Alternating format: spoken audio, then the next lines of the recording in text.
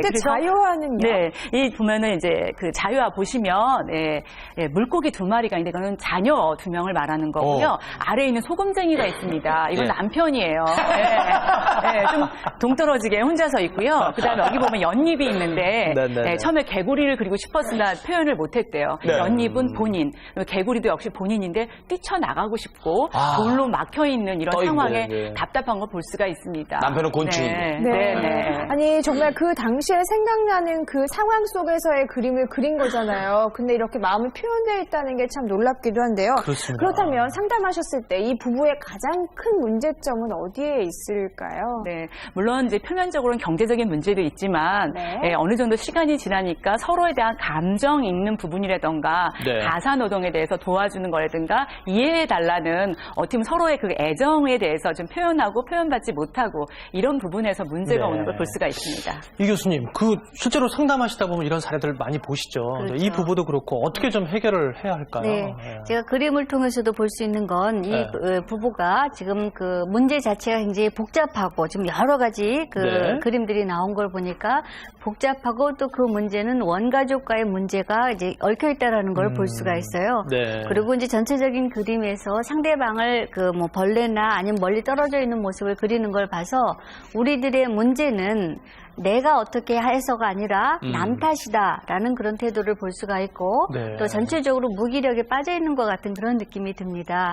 그래서 이제 이 문제를 해결하기 위해서는 조금 더 이 문제에 대한 주체적인 그 자세, 이 문제는 남 탓이 아니라 내가 만들어 놨을 수도 있고 또 내가 해결할 수 있다라는 어떤 그런 그 주체성을 좀 가지셔야 될 것 같고요. 그 다음에 이제 서서히 어떤 그 문제와 더불어서 만들어진 우울증에서 좀 빠져나와야 될 것 같습니다. 네, 천천히 그렇게 문제를 해결해 나가시기 위한 노력이 필요하겠고요. 부부간의 갈등의 원인이 참 다양하잖아요. 그러면 원인별로 그림에 나타나는 특징도 다르다고 하는데 교수님께 설명 좀 들어볼게요. 네. 자, 그림 보시면 처음에 무관심한 관계의 그림을 보실 수가 있습니다. 한번 보도록 할까요? 무관심한 관계요? 보시면 이게 왜요? 네, 얼굴이 지금 초록으로 이제 칠해져 있는데 굉장히 그러네요. 불안한 걸 볼 수 있고요. 사실 초록은 좀 마음의 평안을 말하는데 그러니까 두 가지 양가 감정이 있는 걸 볼 수가 있습니다. 그리고 배경에도 파랑, 보라, 주황 뭐 해서 다양한 색깔 통해서 불안하고요. 그런데 가운데 있는 그림 보시면 안정적인 이런 부부 관계를 원하는 경우에 이런 이제 그림을 그릴 수 있습니다. 그 사진 같은 거를 이렇게 꼭 안고 계시네요. 자, 두 번째는 이건 저도 알겠네.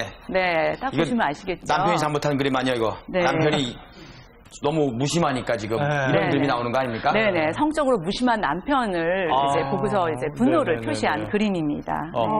그렇군요. 진짜 분노해 보이세요, 얼굴이. 네, 그러면 그 마지막 그림 한 가지 더 볼까요? 네.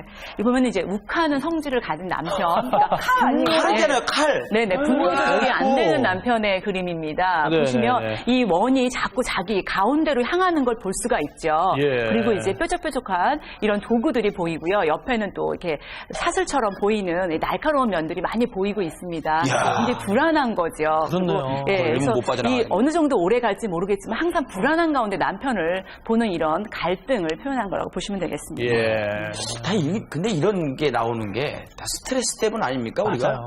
맞아요. 스트레스를 갖다가 풀자니 상대방이 왜 그럴까 싶고 또 싸우고 쌓자니 이게 참 더 큰 병이 되고 말이에요. 이거 어떻게 해결합니까?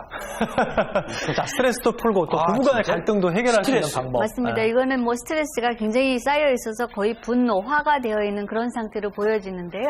우리가 그 화가 났을 때는 그 화에 대해서 지나치게 원색적으로 표현하는 것도 나쁘고 또 동시에 이것을 그냥 무조건 억압하는 것도 건강하지 못합니다. 그럼 어떻게 해야 됩니까? 잠시 일단 이제 화가 났다라는 것은 머릿속에 그분이 오신 거거든요. 스트레스를 통해서 이제 굉장히 그 스트레스 호르몬이 많이 분비된 상태이기 때문에 일단 이 상황은 진정시켜야 됩니다. 그러기 위해서는 호흡을 가다듬는다라든지 한번 또 뭔가 하나 둘 셋 뭐 숫자를 세본다라든지 그래서 아주 격렬한 그 화의 감정으로부터 신체적인 반응으로부터는 조금 가라앉으셔야 되는 거고요. 그 다음에 조금 가라앉은 다음에 해야 될 것은 이 화를 만든 원인이 무엇인가에 대해서 잠시 생각해보고 그거에 대해서 분명히 표현해야 됩니다. 근데 그 이야기가 상대방을 비난하는 이야기가 아니라 이러이러한 상황에서 내가 느낀 감정은 화가 났다.